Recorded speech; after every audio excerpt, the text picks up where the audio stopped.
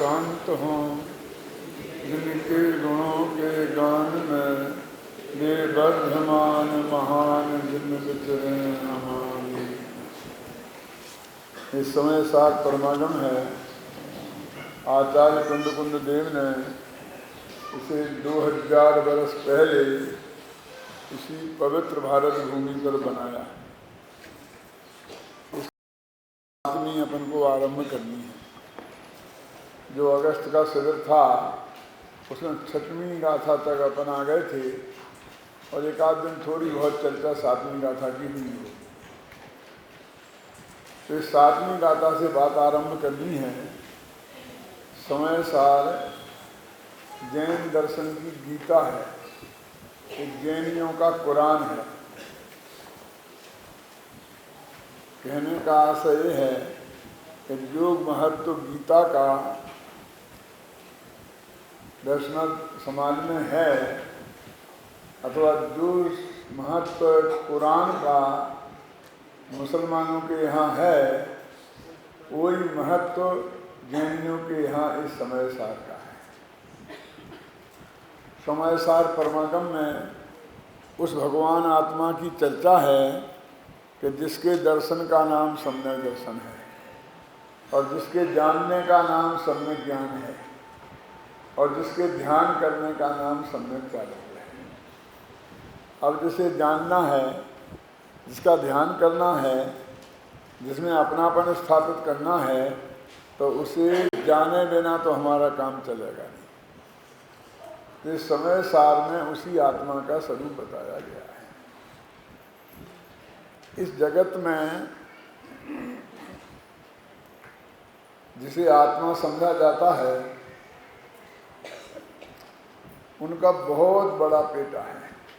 इस समय सार वाली आत्मा से लेकर और हमारे पुण्य पाप कर्म के उदय से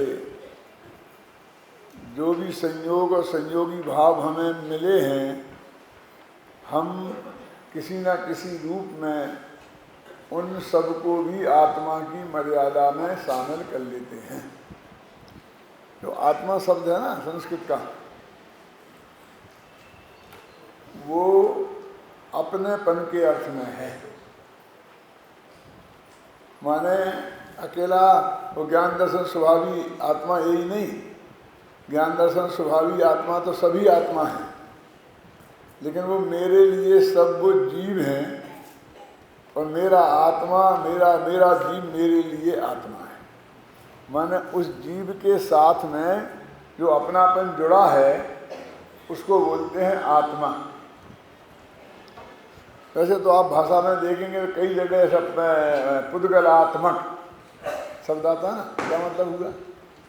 पुद्गल है आत्मा जिसकी, पुद्गल कोई आत्मा होता है, माने पुद्गल का अपना भाव, ये पुद्गलात्मक भाव हैं, माने पुद्गल के अपने भाव हैं। तो जो आत्मक शब्द जहाँ लगता है वो अपनेपन का द्योतक है। तो ये अज्ञानी जीव अपनेपन का विस्तार कहाँ तक करता है कि पुण्य पाप के उदय में जो जो संयोग हमें प्राप्त हुए हैं और जो जो संयोगी भाव हमें हुए हैं, उन सबको अपने में शामिल करना चाहता है। जैसे स्त्री पुत्र मकान जायदाद नगर देश दुनिया, ये सब आप कहें क्या मतलब है? हमने कब माना कि हिंदुस्तान हमारा है? कि मानते हो ना, हमें गौरव नहीं है कि हम हिंदुस्तान जैसे महान देश के वासी हैं, ये हमारा देश है। तो ये हमें पुण्य के उदय से नहीं मिला है। किसी मिलिट्स देश में हम पैदा हो गए होते, इराक में हो गए होते, तो अभी तक ना मालूम मैं वहाँ क्या हम होते ही नहीं। क्यों? तो हमारे पुण्य के योग से हम ऐसे पवित्र देश में पैदा हुए कि नहीं हुए? तो इसमें भी हमारे पुण्य का कुछ योगदान तो है ना। तो जहाँ जहाँ पुण्य के उदय से जो संयोग हमें मिले हैं उसमें हमें अपना करने की आदत है। लोक के व्यवहार में ये सब कहा ही जाता है। इसकी मर्यादा यहाँ तक ही नहीं है। जो इसके पुण्य पाप के वजह से इसे मिला भी ना हो, ध्यान से सुनना, थोड़ी बारीक बात है विदिन जी, इसे कोई लेना देना नहीं है। अब अमेरिका तो अपना किसी दृष्टि से ही अपना नहीं है, मान लो, है ना, उसे हम अपना देश कह सकते हैं ना, कुछ नहीं कह सकते। फिर भी जो पदार्थ हमारे ज्ञान का ज्ञेय बन जाता है, ये इतना बेईमान हो गया है कि उसको भी अपना मानना चाहिए। क्या अब इस जीव को वहां से हटाना है। अब ज्ञान का ज्ञेय तो सारा लोकालोक ही बनता है, तो आपको तो केवल ज्ञान का ज्ञेय बनता है, क्योंकि मतिश्रुति ज्ञान का विषय भी 6 द्रव्य हैं, आता है मतिश्रुतियों निबंध्यो द्रव्येषु असर्व पर्यायेषु, सब द्रव्य हैं, उनकी पर्याय भले ही कुछ हो कुछ ना हो। तो ज्ञेय तो सारा लोकालोक है, और जो इसके ज्ञान में आया वो इसका। इसके लिए हमारे आचार्यों ने पूरा बहुत समझाया है कि एक ऐसा नहीं होता है कि जो तेरे ज्ञान में आ गया वो तेरा हो गया। फिर वो भजन आता ना, भूमि न होत चांदनी की ज्यों, त्यों नहीं धनी गे को ज्ञानी। जैसे चंद्रमा की चांदनी जिस जमीन पर पड़ जाए तो वो जमीन चंद्रमा की नहीं हो जाती, ऐसे ही जो हमारे ज्ञान का ज्ञेय बन जाए वो पदार्थ हमारा नहीं हो जाता। हमारा होना माने जीवात्मक, जीवात्मक माने हमने अपने उसमें अपनापन स्थापित कर लिया, तो हमने अपने उसमें आत्मापन मान लिया। अपनापन माना माने जिसमें भी हमने अपनापन किया विजन जी, पर उसे हमने अपने आत्मा में शामिल कर लिया, वही इतनी सी बात है। अरे ये इतना बेईमान हो गया है कि इसे जो दिखे उसमें करना है। इसकी जो असली वृत्ति है वो बचपन में दिखाई देती है, जिसे हम बहुत पवित्र मानते हैं कि बहुत बच्चे तो बेचारे निष्पाप हैं, कोई इनके मन में पाप है ही नहीं, क्यों? आपने देखते हैं कि जो चीज उन्हें दिखी खिलौना, उस पर झपट्टा मारते ही, और ये मेरा है, ये मेरा है, ये मेरा है, करते क्या नहीं करते? माँ बाप ने उसे ला के दिया, वो भी मेरा है। जिस मेहमान के घर जाएंगे तो वहाँ कोई खिलौना देखेंगे तो उस पर झपट्टा मारेंगे, 1 मिनट में कहते मेरा है, फिर दूसरे के यहाँ से उठा लेंगे वो मेरा है, दूसरे बच्चे के हाथ में से छीनेंगे और ये मेरा है। जो उनके ज्ञान का ज्ञेय बनना चाहिए, क्या हमारा चश्मा ज्ञान का ज्ञेय बनेगा तो इसको भी ले लगा के तोड़ डालेंगे। माने वो जो है वो उन्हें चाहिए, और सिर्फ ऐसा नहीं चाहिए कि वह भी तुम्हें देखने को चाहिए, पर वो मेरा है। वो भले ही आधे घंटे बाद भूल जाए और तुम ले जाओ और उन्हें याद भी नहीं रहे, लेकिन उस वक्त वो उसे अपना बना करके ही रखना चाहता है, ये पूरा कब्जा अपना चाहता है। लड़ाई तो यहाँ तक होती है कि मम्मी मेरी के तेरी, 2 भाई में तो नहीं मेरी मम्मी तेरी नहीं, उसे मम्मी में भी बंटवारा पसंद नहीं है, क्यों? वो पिता की पत्नी है, उसे ये भी पसंद नहीं है, वो बस मम्मी तो मेरी है, पापा पापा की नहीं, किसी की नहीं। मतलब असली जो है उसका बस उसे एकाधिकार चाहिए, और वो जो उसकी श्रद्धा है वो पूरी उस वक्त प्रकट होती है। और जो जो हम बढ़ते हैं तो हम सभ्य बनते जाते हैं, और सभ्यता का आवरण पहनते जाते हैं, ऊपर से ओढ़ लेते हैं, ख्याल नहीं ना, लेकिन अंदर से वृत्ति हमारी भी वैसी ही है। हम असली वो ही हैं जो 1 वर्ष 1.5 वर्ष की उम्र में थे। जैसे आप बहुत निष्पाप कहते हो, ये निष्पाप है, हर पर पदार्थ पे झपट्टा मारना, क्यों? वो चेतन हो तो चेतन पे, अचेतन हो तो अचेतन पे, हैं? वो मरे तो मरे, जिए तो जिए। अब हमारी समस्या वहां से है कि इसकी वृत्ति ये है कि जो इसके ज्ञान का ज्ञेय बना, पर वो भी मेरा।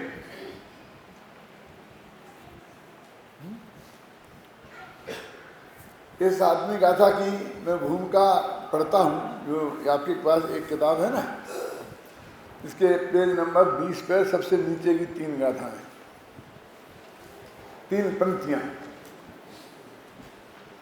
अब यहाँ प्रश्न उपस्थित होता है कि पर के साथ का ज्ञेय ज्ञायक संबंध भी जब व्यवहार होने से अशुद्धि का जनक है, ज्ञेय ज्ञायक संबंध भी व्यवहार होने से अशुद्धि का जनक है। अब बुद्ध त्रिकाली ध्रुव भगवान हमारा आत्मा हमें मानना है, तो वो हमें कौन सा आत्मा? शुद्ध आत्मा। तो शुद्ध आत्मा छठवीं गाथा में ये कहा था ना कि वो अनुभव किया हुआ शुद्ध कहलाता है ना। क्या शब्द था वो?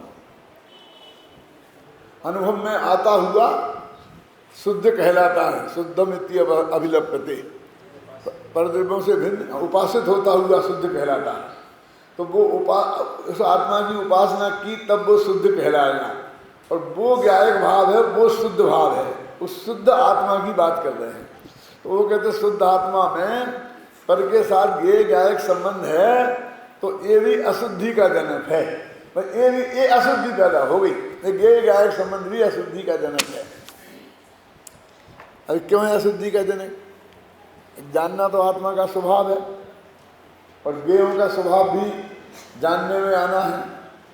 और स्त्रोत्रनुसार के ज्ञानाधिकार में बहुत विस्तार से इस बात को बताया कि इसमें कोई भी परतंत्रता पराधीनता नहीं है, क्योंकि जानना आत्मा का स्वभाव है और संपदा है। ऐसा कहा, स्वरूप संपदा है, और ज्ञेयों की जानने में आना ये स्वरूप संपदा है। स्वरूप भी है और संपदा भी है। अब यहाँ ये कह रहे हैं क्योंकि इसको चैन नहीं पड़ती है, जिस पदार्थ को जानता है और उसे अपना माने लगा।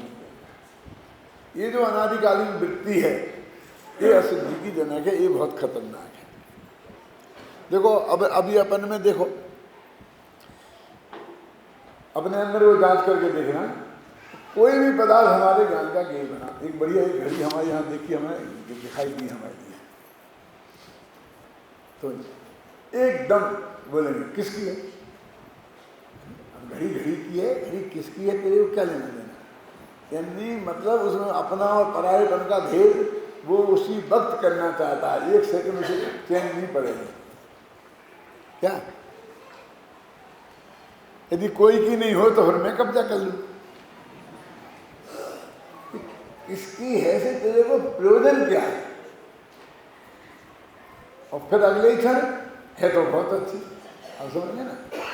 अब पहला हमला किया मोह ने, मिथ्यात्व ने, और दूसरा हमला किया रागद्वेष ने, चारित्र मोह ने। पहला किया दर्शन मोह ने कि किसकी है, और दूसरा हमला किया चारित्र मोह ने कि ये अच्छी है कि बुरी है। तो किसने पूछी कि अच्छी है कि बुरी है? करते कि नहीं करते? ये हमारे अंदर का जो राग द्वेष और पन में एकत्व की बुद्धि का जो मेलापन है, उसमें से गंगा का पानी, पवित्र गंगा का पानी उसमें से निकलता है, तो ये गंदगी उसके साथ निकलती है। तो कहते भैया ये ज्ञायक संबंध भी अशुद्धि का जनक है। तो अब मन राग होता है वो अशुद्धि है, पर के साथ संबंध होता है वो अशुद्धि है। इसकी तो चर्चा ही क्या करो, कि उसकी चर्चा के लिए समय साथ नहीं देना है ना। पढ़ा ना? यहाँ प्रश्न उपस्थित होता है कि जब पर के साथ ज्ञेय ज्ञायक संबंध भी व्यवहार होने से अशुद्धि का जनक है, तब तो विकल्पोत्पादक गुण भी व्यवहार होने से अशुद्धि का जनक ही होगा। ऐसी स्थिति में आत्मा में ज्ञान दर्शन चारित्र ऐसा कहना भी असत्यार्थ होगा। ऐसा शिष्य की शंका है। संस्कृत में लिखा ना, देखो दर्शन ज्ञान चारित्र बत्वेन अस्य भी अशुद्धत्वम इति चेत। फिर दर्शन ज्ञान चारित्र से भी अशुद्धि होगी, ऐसा कोई कहे तो ये जो भाषा बताती है ना, ये बताती है कि ये वाक्य अधूरा है, इसके पहले कुछ कहा गया है। वो कह रहा ना, दर्शन ज्ञान चारित्र से भी अशुद्धि होगी यदि तुम ऐसा कहोगे। तो कैसा कहोगे कि पर के साथ का ज्ञेय ज्ञायक संबंध भी अशुद्धि का जनक है, ये पहले की बात है। तो फिर आत्मा में ज्ञान है, दर्शन है, चारित्र है, ये भी, इसको भी अशुद्धि कहोगे तुम? क्या कहेंगे? क्यों कहोगे? अब आत्मा में ज्ञान है, दर्शन है, चारित्र है नहीं क्या? कि हाँ है। तो अशुद्धि का जनक कैसे हो गया? कहते ये जो हमने भेद किया इससे विकल्प खड़ा होता है। ये विकल्पोत्पादक है, इसलिए अशुद्धि का जनक है। देखो हमने आपको इन नोटों की गड्डी दी, बाकायदे बैंक की सील लगी थी और आपने उन्हें गिनना शुरू किया, क्यों? और बीच में देखना शुरू किया कोई फटा तो नहीं है, कोई नकली तो नहीं है। तो इसे क्या कहेंगे कि आपको हम पर और बैंक पर भरोसा नहीं है। कहीं नहीं, ऐसी बात नहीं। हमारे बाप ने हमें सिखाया था, हम तो व्यापारी है ना, कि बेटा गिन के लो, गिन के दो। बाप से भी लो तो गिन के लो, गिन के दो, क्योंकि उस वक्त तुम बताओगे इतने कम हैं तो वो मान लेगा और बाद में तुम्हारे कम निकलेगी तो वो जिम्मेवारी नहीं लेगा। क्यों? उसी के सामने गिन के लोग बोलते कि नहीं बोलते। लेकिन वो कहते अशुद्धि का जनक, वो इस बात का प्रतीक है क्या कि ये तुम्हें उस पर विश्वास नहीं है। तो ये उसको भेद करके, मैंने कहा कि 10,000 है रुपये, तो तुमने उसे भेद करके जानने की कोशिश की, तो भेद अशुद्धि का जनक है। फिर आत्मा कहा, उससे काम क्यों नहीं चला? इसमें ज्ञान दर्शन ऐसा तुमने भेद किया तो तुमने नोटों को गिनने लग गए, ऐसा अर्थ है। तो कैसे इसमें कैसे क्या हो गया, क्या पाप हो गया? कुछ नहीं हुआ, घबराओ मत। लेकिन तुम्हारे चित्त में विकल्प खड़ा हुआ कि ये इतने नोट हैं कि नहीं। ये विकल्प खड़े हुए बिना तुम वो काम कर सकते नहीं।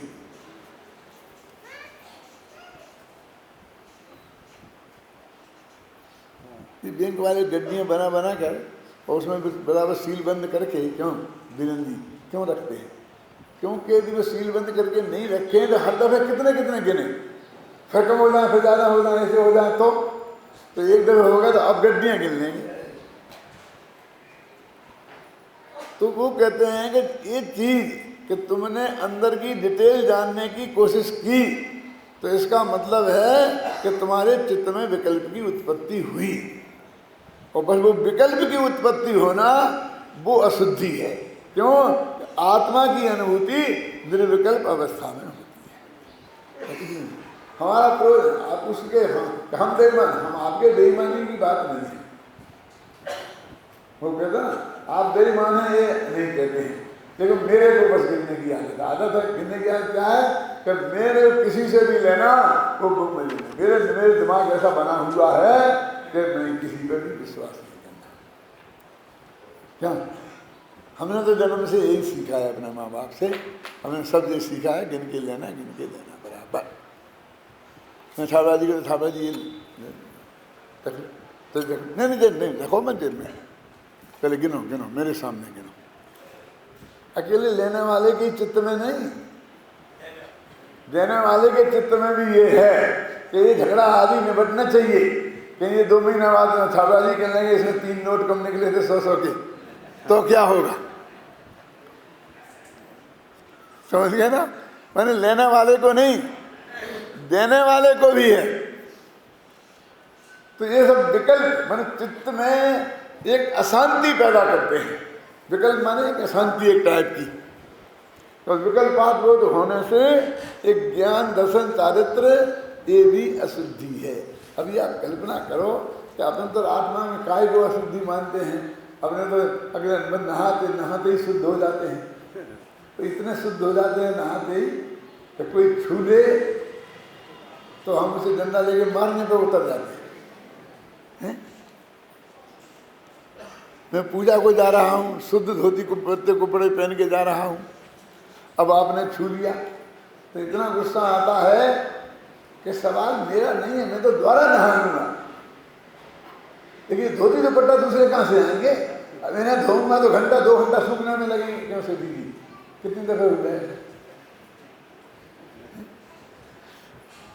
कि ये जो हमने घबराना नहीं, इसका मतलब ये नहीं कि शुद्ध धोती दुपट्टा पहनना और खूब छुआ-छूत करना, ऐसा मेरा मतलब नहीं है। मैं तो ये सिर्फ कहता हूँ कि अंदर में ये क्रोध नामक भंगी ने तेरे को छू लिया, उसका तेरे को कोई विचार नहीं आता है। तो उससे मेरे को अशुद्धि पैदा हुई, तो कपड़े से अशुद्धि पैदा होनी थी कि वो अशुद्धि तेरे क्रोध से। बिल्कुल ज्यादा खतरनाक अशुद्धि आत्मा के लिए कौन है?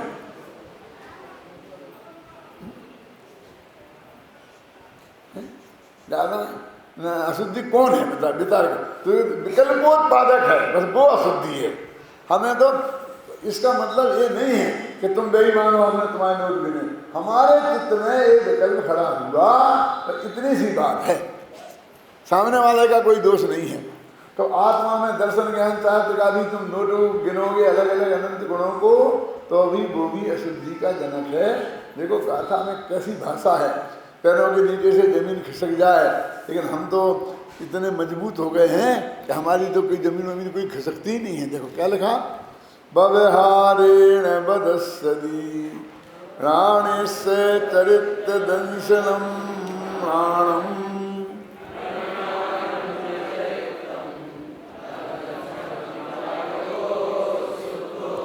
व्यवहार से कहते हैं कि आत्मा में ज्ञान है और दर्शन है और चारित्र है। निश्चय से विचार करो तो न आत्मा ज्ञान है, न दर्शन है, न चारित्र है। फिर ध्यान से सुनना क्या लिखा है। फिर बोलता हूं, क्या कह रहा हूं सुमन भाई, ऐसा नहीं लिखा कि आत्मा में ज्ञान नहीं है, आत्मा में दर्शन नहीं है, आत्मा में चारित्र नहीं। व्यवहार में तो ऐसा लिखा कि आत्मा में, ऊपर की पंक्ति में क्या लिखा कि ज्ञानी के ज्ञान है, दर्शन है, चारित्र है, ज्ञानी के। लेकिन ज्ञानी न ज्ञान है, न दर्शन है, न चारित्र है। तो ज्ञानी के ज्ञान दर्शन चारित्र नहीं है ऐसा नहीं है, के यहां हटा दिया। इस साधारण नहीं है बात। क्यों कि वो के भेद का जनक था,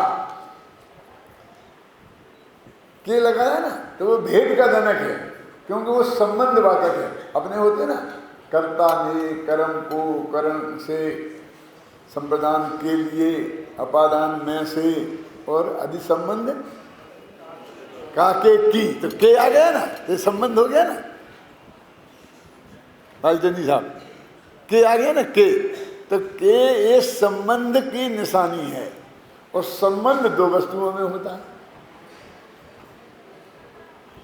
और आत्मा और ज्ञान दो वस्तु ही नहीं है। तो आत्मा के ज्ञान, आत्मा के दर्शन, आत्मा के चारित्र कहना, तो जो बिल्कुल एक हैं उनमें तूने संबंधी बता दिया।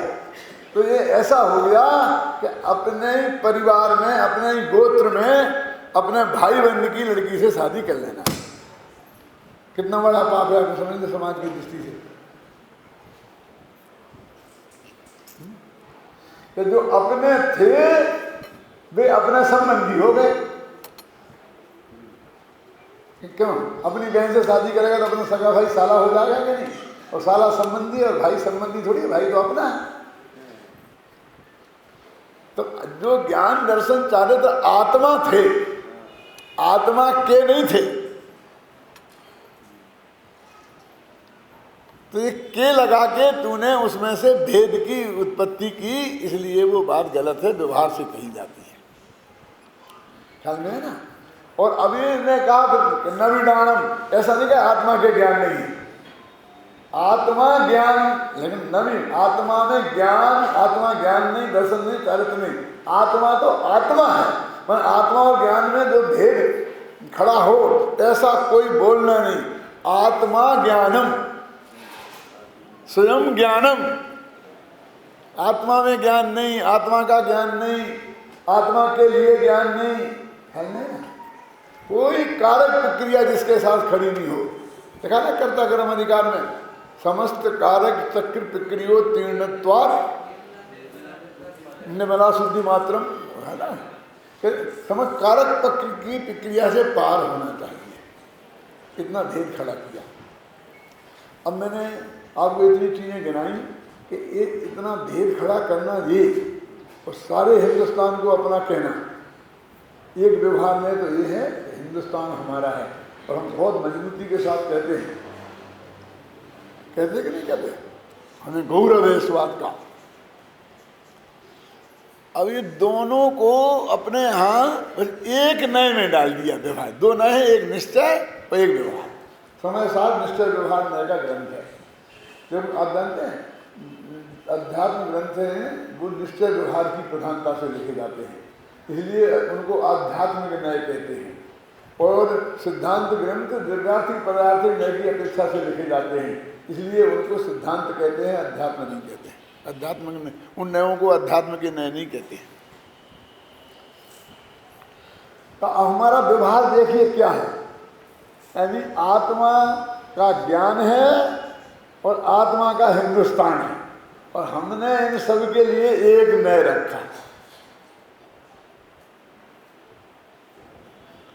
क्या बबलू, अब हमेशा कितना अन्याय होगा।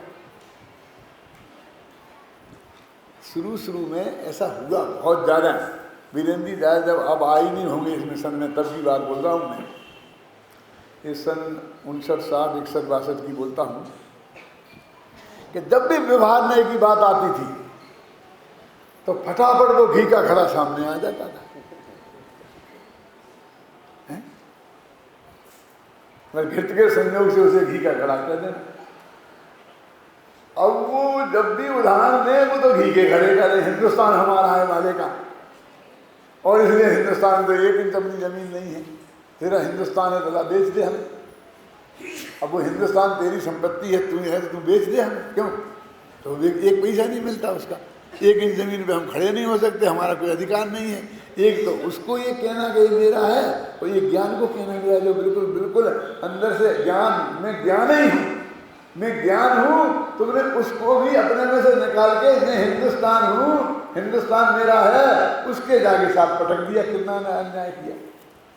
और जब जब हमने व्यवहार को गालियाँ दी तो वो उस उदाहरण से दी। और फिर एक टोडामल जी का एक वाक्य किसने बहुत, टोडामल जी के वाक्य तो बहुत अमृतमयी हैं, लेकिन एक वाक्य ने बहुत जहर का काम किया। घबराना नहीं। सर्वत्र निश्चय व्यवहार का यही लक्षण है।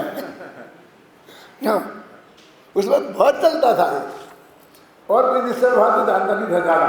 तो मोक्ष मार्ग प्रकार की 2-4 पेड़ों में जो वर्णन है वो उसी को जानता है। वो एक मोक्ष मार्ग तो 2 है नहीं, जहाँ मोक्ष मार्ग तो है नहीं। राम जी भाई कहते थे पहले ये नक्की करो कि मोक्ष मार्ग नहीं है। क्या बिल्कुल संयम, फिर उनको व्यवहार से मोक्ष मार्ग कहा, उपचार से मोक्ष मार्ग कहा जाए, उसका नाम व्यवहार मोक्ष मार्ग है। पहले ये नक्की करोगे ये नहीं है, माने जो व्यवहार न कहता है पहले ये नक्की करोगे ये नहीं है कि आत्मा में ज्ञान है, तो पहले ये नक्की करोगे आत्मा में ज्ञान नहीं है। समझे ना? ऐसे ही यहाँ मनोहर लाल जी बर्नी एक दफे आए थे अपने स्मारक भवन में, और यहीं पर उनका व्याख्यान हुआ था ज़्यादा। उन्होंने एक बहुत मार्मिक बात कही थी, मैं आपको आज याद दिलाना चाहता हूँ। उन्होंने कहा कि जितना निमित्त उपादान की चर्चा चलती है वो गे रूप निमित्तों को, समझे ना, के आधार पर चलती है, और हम उसको बिल्कुल अकर्ता कह देते हैं, और उदय रूप जो निमित्त है उन पर ध्यान ही नहीं देते। अब ये आपकी समझ में नहीं आया होगा कि क्या चक्कर है। जिस पदार्थ को हम जानते हैं ना, तो वो हमारा ज्ञेय कहलाता है। तो हमारे ज्ञान जो हुआ उसका उपादान है आत्मा, और जिसको हमने जाना उसको बोलते हैं निमित्त, तो उसे बोलते हैं ज्ञेय रूप निमित्त। तो वो वास्तव में बिल्कुल करता नहीं है। मैंने इस रूमाल को जाना, इसमें रूमाल का कुछ भी कर्तृत्व नहीं है, रूमाल का मुझे कोई सहयोग नहीं मिला है इस रूमाल को जानने में। ज्ञेय से ज्ञान की उत्पत्ति नहीं होती है, ज्ञान ज्ञेय आकार नहीं होता है, आप समझे ना, ज्ञान ज्ञेय को जानने वाला नहीं होता है, वो सब। तो ये जो है ये ज्ञेय रूप निमित्त है, ये बिल्कुल अकंठित का है, इसलिए बहिरंग निमित्त है। कौन बहुत दूर रहता है, अलोकाकाश में भी चला जाता है, इतने दूर रहता है। जहाँ आत्मा ना जाता, आत्मा का ज्ञेय वहाँ भी पहुँच जाता है, समझ गए ना। और दूसरा है उदय रूप निमित्त, ज्ञानावनी क्रम की वजह से अज्ञान हुआ है, आप समझे ना, केवल ज्ञानावनी क्रम की वजह से केवल ज्ञान नहीं है, वो है उदय रूप निमित्त। तो वो अंतरंग निमित्त है। तो उदाहरण बहिरंग निमित्त देख दे करके तुम लोग हमसे कहा उनने कि तुम निमित्तों की कुटाई करते हो। और जब भी आएगा तो बस बराबर वो उदाहरण हम वही दे देंगे जो गैर रूप निमित्त हैं, जो बाहर के निमित्त हैं, उदय रूप निमित्त की बात नहीं करेंगे। जैसे देखो मारीच को कितना बढ़िया निमित्त मिला था भगवान आदिनाथ का, कहते कि नहीं दादा? तब भी तो उसे समय ज्ञान की प्राप्ति, संबंध की प्राप्ति नहीं हुई और शेर की पर्याय नहीं हुई। क्यों? तो वो तो गैर रूप निमित्त था। तो मारीच को उस वक्त जो तत्व की प्राप्ति नहीं हुई आदिनाथ के निमित्त से भी संजीव, तो उसमें उनके मिथ्यात्व कर्म का तीव्र उदय था कि नहीं? मिथ्यात्व कर्म का उदय था कि नहीं था? तो तुम अंतरंग निमित्त की तो बात ही नहीं करते हो, उदय रूप निमित्त की तो बात नहीं करते हो।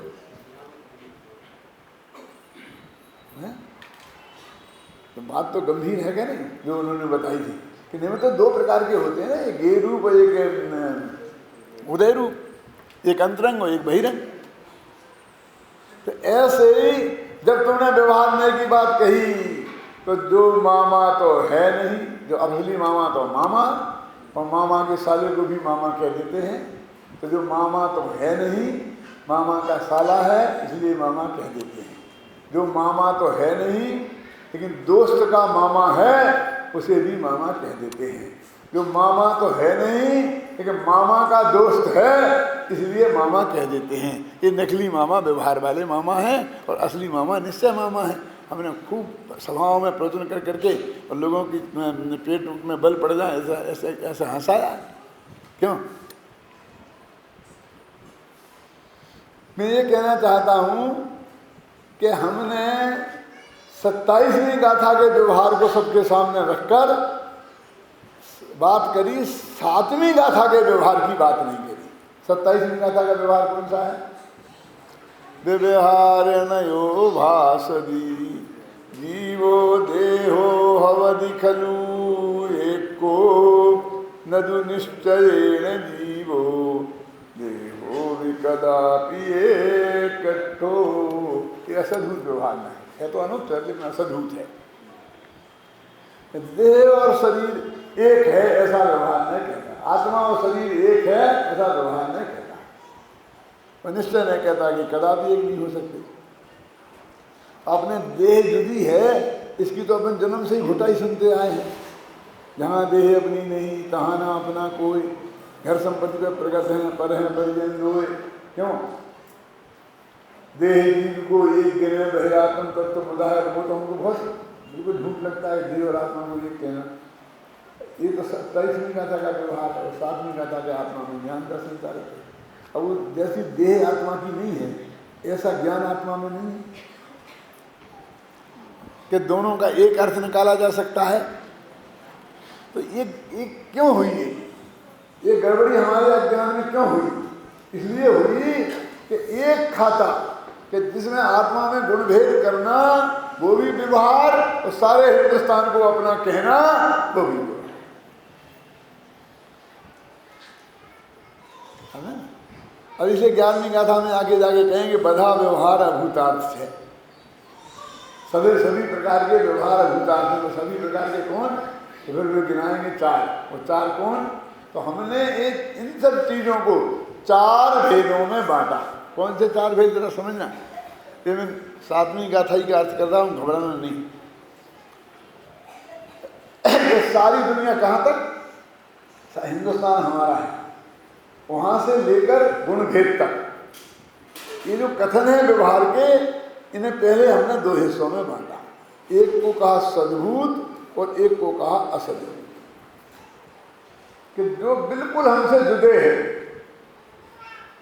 हमारे द्रव्य से हमारे गुण पर्याय नहीं है, बिल्कुल अलग द्रव्य हैं, उनके बारे में कोई बात हो तो उसे हम असद्भूत व्यवहार कहेंगे।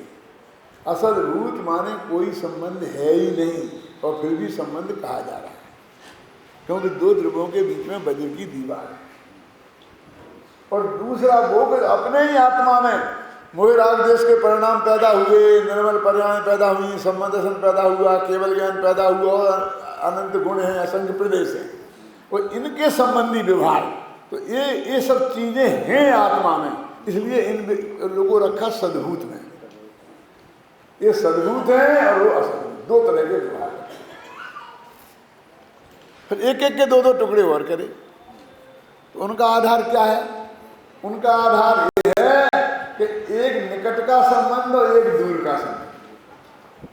अब ये जो अपने परद्रव्य है ना, पहले तो कहा कि इनका हमारे कोई संबंध ही नहीं है, अलग है, लेकिन व्यवहार से संबंध स्वीकार किया ना, संयोग कहते हैं इनको। तो एक में निकट का संबंध, एक में दूर का। अब निकट का और दूर का हम कैसे नाप करें? किनको निकट का संबंध माने, किसको दूर को? तो उन्होंने कहा कि अपना जो जन्म होता है ना, वो मरण तक जो बिल्कुल अनिवार्य रूप से आपके साथ रहे, एक क्षेत्रावग्रह, उसको हम नजदीक का संबंध मान लेते हैं, और जो जिसका अनिवार्य संबंध नहीं रहे वो दूर का। तो इसलिए उस वो है अकेली देह, कि देह हमारे जीवन में जन्म से लेकर मरण तक साथ रहती है, इसलिए देह को अपना कहना वो अनुपचरित असद्भूत व्यवहार में है। असद्भूत तो इसलिए कि देह अपनी है नहीं, अनुपचरित इसलिए क्योंकि वो नजदीक है, बराबर साथ देती है जीवन भर, और व्यवहार इसलिए कि कहा जाता है वास्तव में है नहीं, और न इसलिए कि कोई अज्ञानी नहीं कहते हैं, ज्ञानी कहते हैं। ज्ञानी का ज्ञान है, एक बोलता है, जो ज्ञानी की वाणी बोलती है। देखो, जैसे अपन स्त्री को, पुत्र को, मकान को यहीं छोड़ के जा सकते हैं और हम मुंबई चले जाएं और यहीं रह जाएं, हम अमेरिका चले जाएं और यहीं रह जाएं, ऐसा हो सकता है ना? लेकिन शरीर को यहीं छोड़ जाए और हम बम्बई चले जाएं, ऐसा होता है? शरीर चला जाओ, मतलब दे तो ये तुम जहाँ जाओगे वहाँ जाओगे ही, क्यों भगवानी? आप जिनको छोड़ आए वे उपचरित असद्भूत व्यवहार में, और जिनको छोड़ नहीं सका वे अनुपचरित असद्भूत व्यवहार में हैं। दोनों असद्भूत हैं, दोनों संयोग।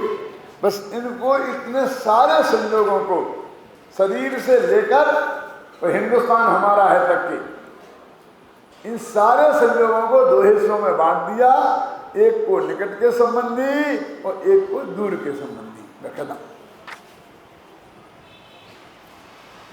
ना तो असली मामा और मामा का दोस्त, वो मामा, तो ये तो दोनों ही व्यवहार थे ना। असली मामा भी व्यवहार से ही है ना, और मामा का दोस्त उपचरित व्यवहार से है। और हमने उनको मान लिया कि असली मामा है, और उसको मान लिया वो गड़बड़ हो गई ना। तो मेरे अब एक तो वो निपट गया ना, इतना बड़ा लॉर्ड। दुनिया कितनी बड़ी है, एक गे जो को हमारे ज्ञान का गे बना, उस तक को, अपनी देह को छोड़कर बाकी वहां तक के सब संयोगों को, पाप जो जैसे जो हमारे हैं वे तो हैं, लेकिन जो हमारे ज्ञान के गे बने वे भी, इन सबको एक नए में डाला, उसका नाम रखा उपचरित असद्भूत व्यवहार में। मैं समझता हूँ बिल्कुल समझ में आ गया होगा, और ऐसा आ गया होगा कभी भूलोगे भी नहीं। और फिर देह को रखा ऐसा व्यवहार, ख्याल में ना, कि जो जन्म से लेके मरण तक, तो भेद विज्ञान कराना हो तो देह से भेद विज्ञान कराना कठिन है, और स्त्री पुत्रादि से भेद विज्ञान कराना सरल है। क्योंकि ये अपन को छोड़ के चले जाते हैं ना, अपन भी इन्हें छोड़ सकते हैं ना, गुस्सा आ जाए तो घर से निकाल सकते हैं ना, हैं? एक किताबें से फाड़ सकते हैं ना, फेंक सकते हैं ना। तो इसलिए ये जुदी और हम जुदे हैं, जल्दी समझ में आ जाता है। लेकिन इस शरीर के साथ हम ऐसा नहीं कर सकते, और ये जन्म से लेकर मरण तक अलग होता नहीं है। तो हमने दूसरों का होता तो देखा है, अपना होता देखा नहीं है, इसलिए इसको विश्वास, हम दूसरे मरते, हम थोड़ी मरेंगे। इसलिए आचार्यों ने भेद विज्ञान की प्रक्रिया यहाँ से ही शुरू की, जहाँ शास्त्रों में मिलेगा वह शरीर की धुनाई, शरीर और आत्मा के भेद विज्ञान की। स्त्री पुत्रादि से जरा कम चर्चा है तो बहुत, लेकिन अपेक्षाकृत, लेकिन शरीर से धुनाई उन्होंने बहुत अधिक की। उसके पीछे एक कारण है। एक मैं ट्रेनिंग में गया था, ज़्यादा रहा तो मैं महीने 2 महीना था, ज़्यादा नहीं रहा। आप तो 2 साल रहे थे, साल भर रहे थे, मैं महीने में रहा था। तो वहाँ पर एक हमारे मास्टर थे, वो थे तो सोनी, जाति के सोनी थे, सुना, लेकिन वो अध्यात्म के प्रेमी बहुत थे, इसलिए वो मेरे से चर्चा वर्चा में हमारी दोस्ती रहती थी, बातचीत करते रहते थे। तो एक दफा वो बजरंगगढ़ में थे, तो वो किला है बहुत पुराना और गवर्नमेंट का कोई ध्यान नहीं है, तो उसमें बहुत मतलब खराब हालत में है। तो मधुमक्खियाँ उसमें बहुत लगी थी और 5-7 महल जो था 2-3-4 मंजिल का था। तो हम लोग जीना पे चढ़ते चढ़ते और ऊपर की मंजिल पे पहुंच गए। और पहुंच गए तो उनमें हमारे साथ जो कुछ मास्टर लोग थे 5-7, उन कोई लोग सिगरेट बीड़ी भी पीते थे। तो उन्होंने वहाँ से निकाल के बीड़ी सिगरेट पीना शुरू किया तो वहाँ वो मधुमक्खियों का छत्ता लगा था। तो एकदम मधुमक्खियाँ टूट पड़ी। तो हम सब लोग तो नीचे को भागे और उन सोनी मास्टर साहब की न मालूम क्या अकल चली, तो ऊपर को भागे, ऊपर की एक छत और चढ़ गए। और हम तो भाग आए, किसी को नहीं। उनको जब ऊपर गए तो उनकी अकल में आ गई ऊपर तो मक्खियाँ पहुँच गई, तो फिर नीचे को भागे। तो इतने भागे सारे शरीर में मक्खियों ने एकदम डंक लिपट गई, डंक हो गए।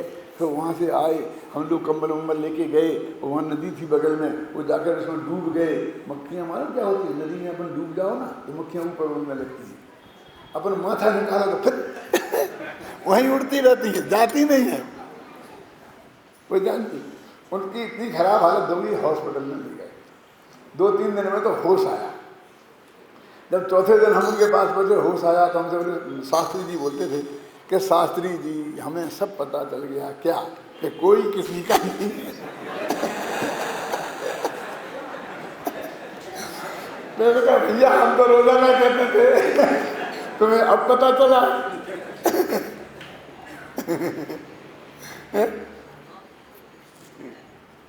कोई किसी का नहीं है। अब तुम्हें इस पता चलाने के लिए कि इतनी विपरीत संयोग से गुजरना पड़ेगा। क्यों? और तुम्हारी तबीयत ठीक होते ही तो सब अपने हो जाएंगे। अज्ञान की जड़ें इतनी मजबूत हैं कि एक कोई किसी का नहीं है, ये बहुत लिमिटेड समय के लिए है। क्यों मोहनलाल जी? अपने पे घटा के देखो, अपने भी साथ भी तो कई दफे ऐसा हुआ होगा ना कि जब हमें देखने लगा कोई किसी का नहीं है ना, सब स्वार्थ के साथी हैं, कोई किसी का नहीं है, आया होगा कि नहीं आया होगा? है? तो वे सब कौन से नए के हैं? उपचरित असद्भुत व्यवहारने वाले अपने नहीं है। अभी तो ये समझ में आई, वो अनुपचरित असद्भुत व्यवहार वाला शरीर है, वो तो अपने ही था जिन्हें मक्खियों ने काटा था। तो इन्हें एक ग्रुप को अपन ने हटाया। अब वो जो दूसरा ग्रुप है, ये जो 7वीं गाथा दूसरे ग्रुप की भी टॉप की अनपचरित सद्भुत व्यवहार नय के निषेध की गाथा है। तो इसके निषेध की ये गाथा है, तो चारों नयों का थोड़ा संक्षेप में जरूर समझाना पड़ेगा और उनका निषेध कैसे समय सार में किया है वो बताना पड़ेगा। इसलिए इसमें इतनी चर्चा की, बाकी की बात करें।